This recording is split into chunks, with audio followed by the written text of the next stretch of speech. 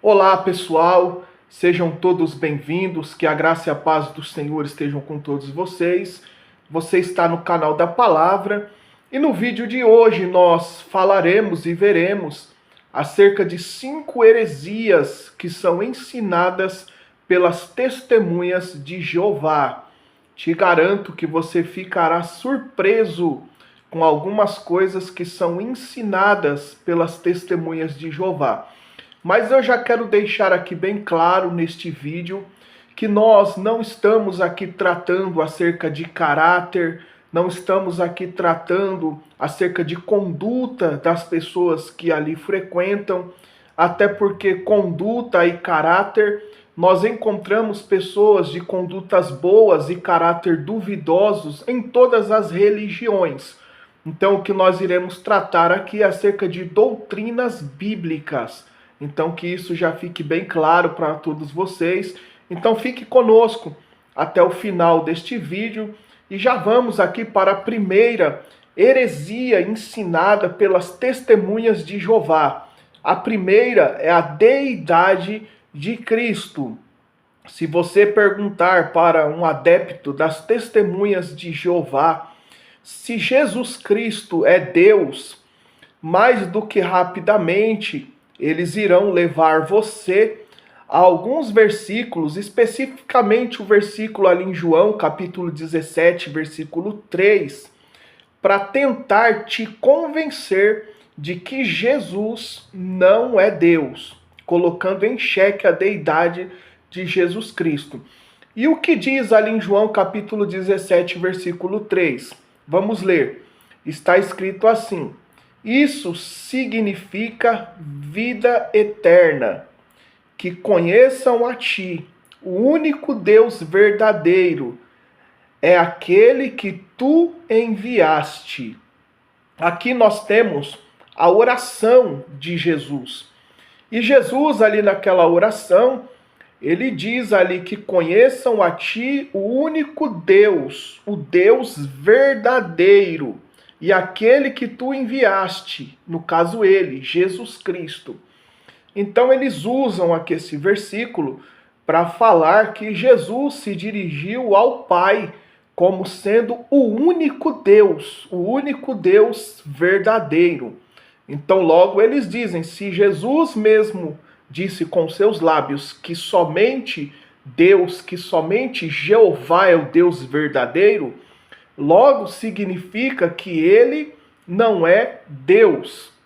E eles vão usar aí de uma maneira bem sutil para tentar aí falar que se Jesus disse, está falado, né? Mas na verdade, lamentavelmente, a torre de vigia, sem exegese e profundidade, eles usam esse versículo de uma forma isolada e literal.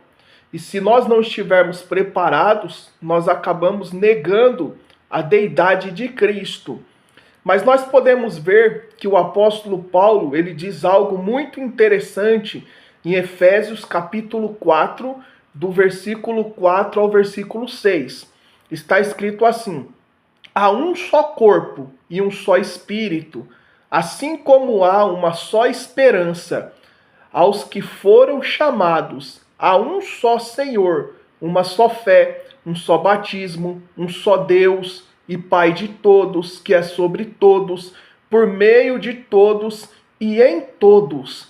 Perceba que o apóstolo Paulo, ele frisa aqui, há um só Deus e um só Senhor, usando o mesmo conceito das testemunhas de Jeová, que é errado. Podemos propor o seguinte: se único Deus exclui Jesus de ser Deus, como eles aplicam em João 17, versículo 3? Então, um único Senhor, exclui Deus de ser Senhor, com base no texto de Efésios 4, versículo de número 6. Não sei se deu para vocês entenderem. Aqui o apóstolo Paulo, ele diz, há um só Deus e um só Senhor. Lá em João 17, eles usam dizendo que Jesus se dirigiu a Jeová, dizendo que tu és o único Deus, o único Senhor. Mas aqui Paulo ele diz aos Efésios que há um só Deus e um só Senhor. Logicamente, nós podemos ver aqui que há um só Deus, Jesus, o Pai e o Espírito Santo. Os três são um. Nós podemos ver em Isaías 43, versículo 11, está escrito assim: Eu sou Jeová, e além de mim não há Salvador.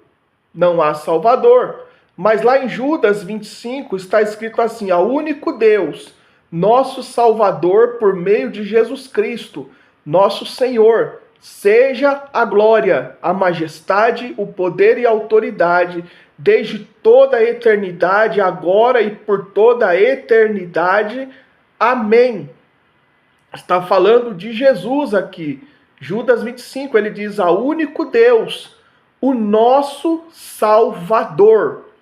Então, para as testemunhas de Jeová, Jesus não é Deus. E nós podemos ver que até Tomé, quando ele se apresentou diante de Jesus, ali quando ele estava duvidando da ressurreição de Jesus, que Jesus tinha, na verdade, ali aparecido mais uma vez aos seus discípulos, que Tomé duvidou, Jesus ele disse: então toca aqui do meu lado. E então fala-nos ali que Tomé lhe diz: Deus meu. O próprio Tomé reconheceu que Jesus era Deus. E que Jesus, ele é Deus e continuará sendo Deus para todo sempre. E a segunda heresia é de que Jesus é o arcanjo Miguel. Os testemunhas de Jeová afirmam que Jesus ele foi criado por Jeová, mas como um dos principais anjos. Jeová criou os anjos e Jesus ele foi criado como um dos principais anjos, sendo Miguel, e que o fato de Jesus ser chamado de Emanuel em algumas passagens bíblicas significa apenas que Deus estava presente entre eles. Porque em Mateus 1:23 diz: a Bíblia conceberá e dará à luz um filho e chamá-lo-ão pelo nome de Emanuel, que traduzido é Deus conosco. Eles afirmam que Jesus era Miguel, foi um anjo criado por Jeová.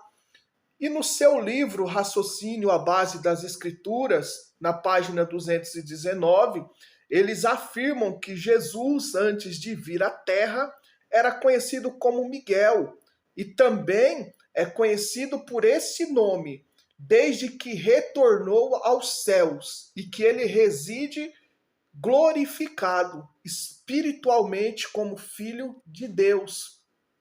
Mas nós podemos ver aqui que eles não consideram o contexto bíblico, pois nas Escrituras Jesus ele é claramente identificado como aquele que é o resplendor da glória.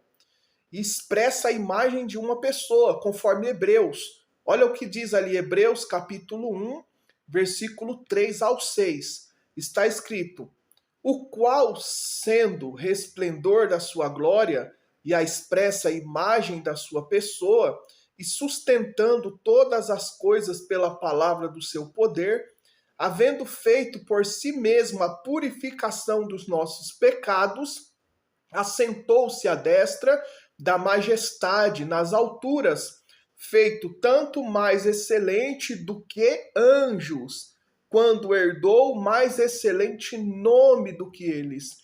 Porque a qual dos anjos disse: tu és o meu filho, hoje te gerei. E outra vez, eu lhe serei por pai, e ele me será por filho. E quando outra vez introduz no mundo, o primogênito diz: e todos os anjos de Deus o adorem. Olha só, aqui está falando aos hebreus que Jesus, ele é bem maior, bem mais excelente do que os anjos.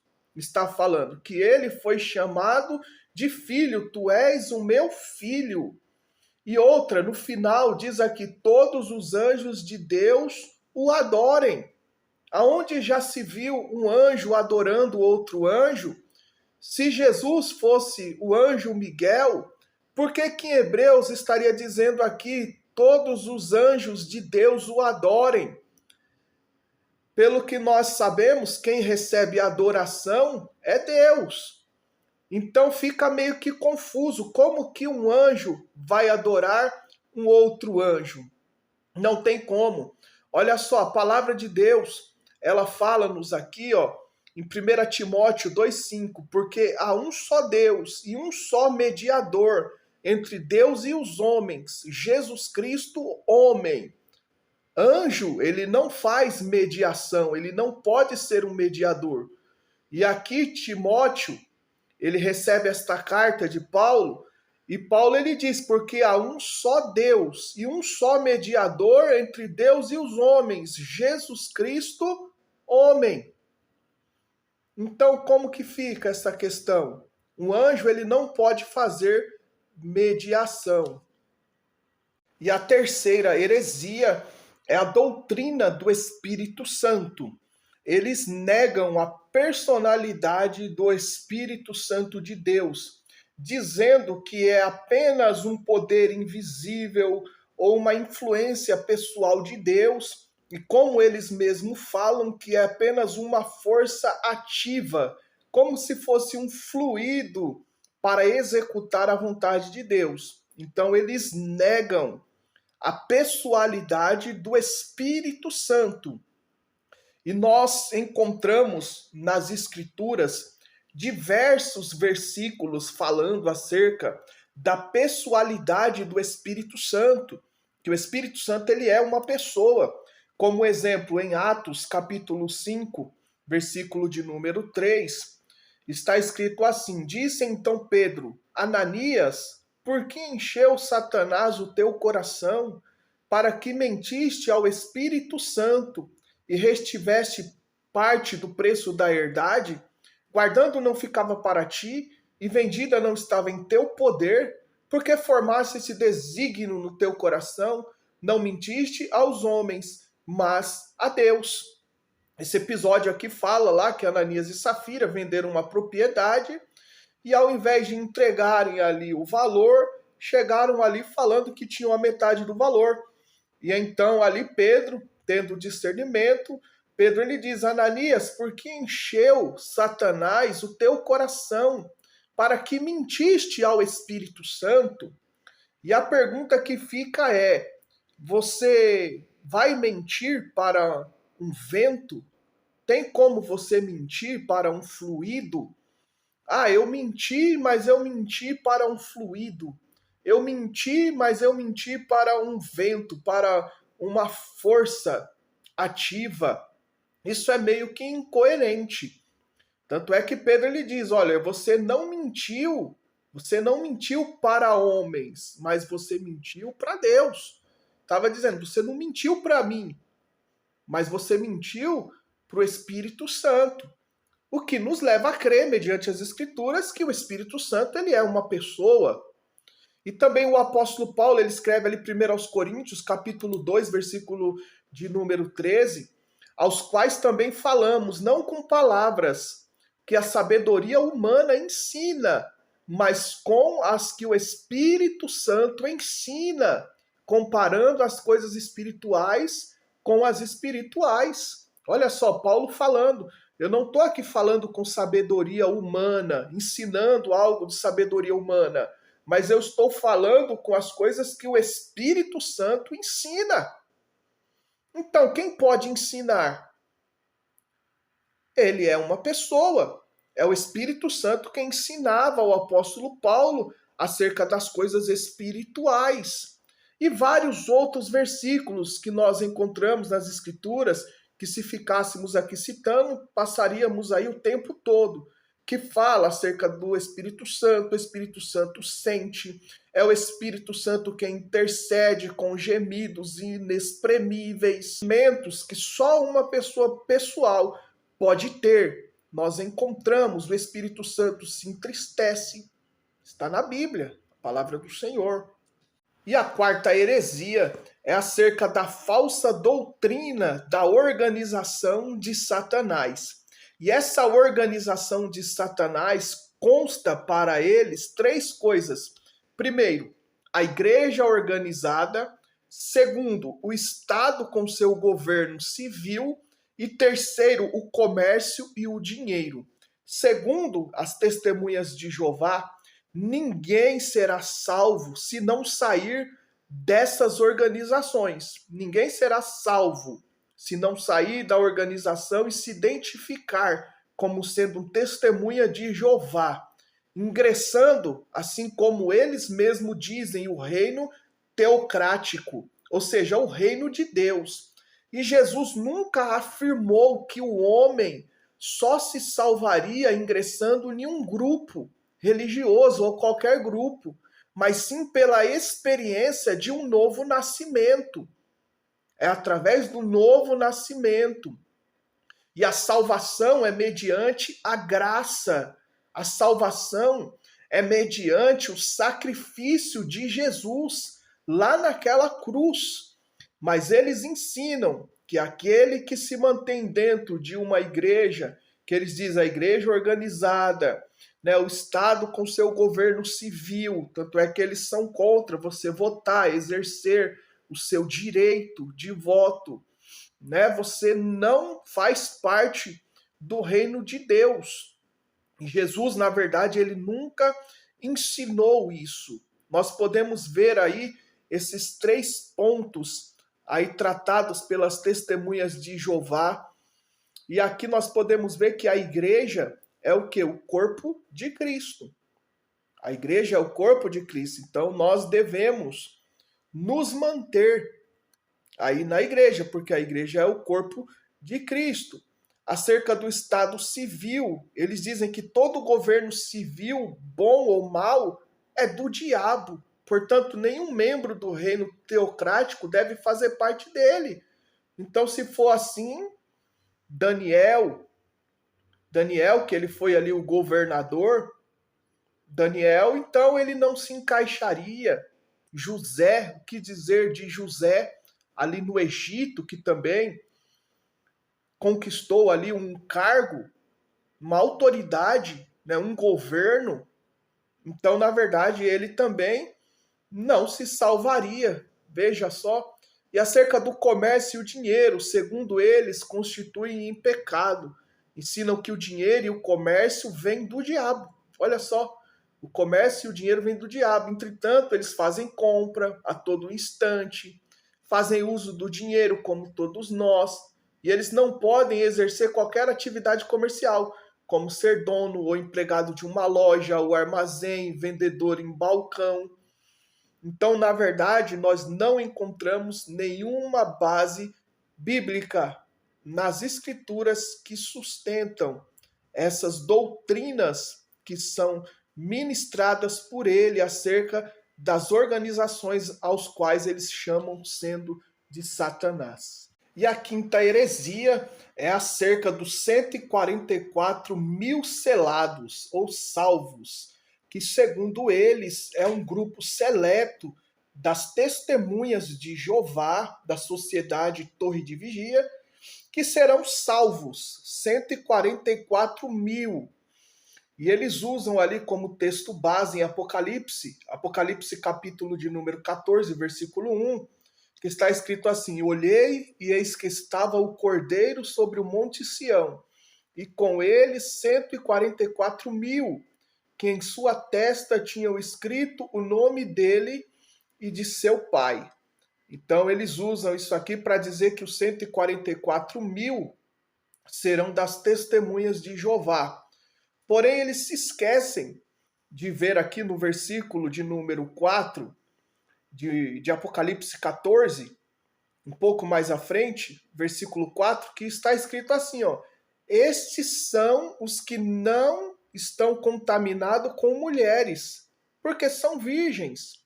Então, logo, esses testemunhas de Jeová que reivindicam aí que eles serão salvos, eles não podem nem sequer serem casados. Porque aqui a Bíblia diz: esses são os que não se contaminaram com mulheres, porque são virgem. E diz assim: esses são os que seguem o Cordeiro para onde quer que vai. esses são os que dentre os homens foram comprados como primícias para Deus e para o Cordeiro. E na sua boca não se achou engano, porque são irrepreensíveis diante do trono de Deus. Será que eles podem bater no peito e falar que são irrepreensíveis diante de Deus? Nós encontramos ali em Apocalipse 7, João ele teve uma visão e diz que quando ele olhou aquela visão, está em Apocalipse 7, versículo de número 9, ele diz que havia uma multidão que ninguém podia contar. Ninguém podia contar. E essa multidão era uma multidão de todas as nações, de todas as tribos, de todos os povos, de todas as línguas. Estavam todos eles diante do Cordeiro e estavam vestidos de vestes brancas, segurando palmas nas mãos. E eles clamavam em alta voz, dizendo: a salvação pertence ao nosso Deus, que se assenta no trono, e ao Cordeiro. Então nós podemos ver, segundo as Escrituras, que não tem base bíblica para afirmar que as 144 mil pessoas que serão salvas serão da sociedade Torre de Vigia, mais conhecido como as Testemunhas de Jeová. Muito pelo contrário, a Bíblia nos ensina que havia uma grande multidão diante do Senhor, a qual ninguém podia enumerar. Então ficamos por aqui. Que Deus abençoe a todos.